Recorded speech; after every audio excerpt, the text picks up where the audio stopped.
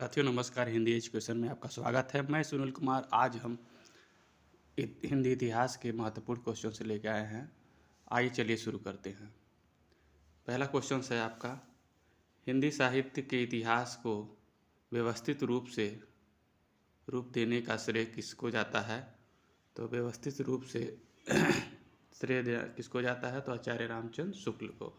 इसकी व्याख्या देख लेते हैं।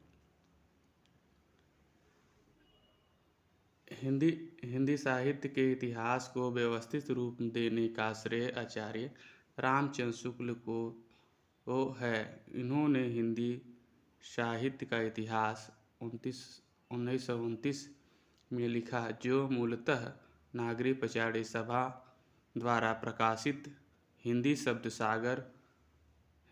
सागर की भूमिका के रूप में लिखा गया था तथा जिसे आगे परिवर्धित एवं विस्तृत करके स्वतंत्र पुस्तक का रूप दे दिया गया। ठीक है, आगे चलते हैं अगले क्वेश्चंस पर। अगला क्वेश्चन है, आचार्य रामचंद्र शुक्ल जी के इतिहास ग्रंथ में कालों के नामकरण का आधार क्या रहा? तो आधार क्या रहा?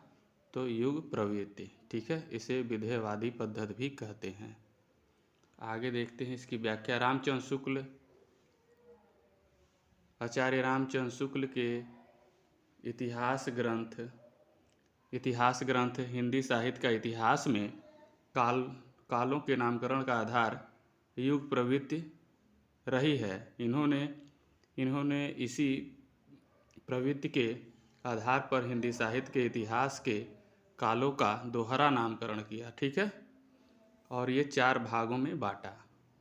आगे चलते हैं अगले प्रश्न पर। रामचंद्र शुक्ल का हिंदी साहित्य का इतिहास। तो हिंदी साहित्य का इतिहास किसने लिखा? तो रामचंद्र शुक्ल ने। मूलतः किस कृति की भूमिका के रूप में लिखा गया?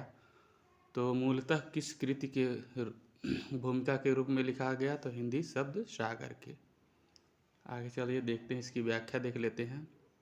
आचार्य रामचंद्र शुक्ल ने हिंदी शब्द सागर की भूमिका के रूप में हिंदी साहित्य का विकास शीर्षक से अपना ग्रंथ हिंदी साहित्य का इतिहास एक स्वतंत्र पुस्तक के रूप में लिखा, जो 1929 में प्रकाशित हुई। वीडियो अच्छी लगी हो तो लाइक शेयर करेंगे। धन्यवाद।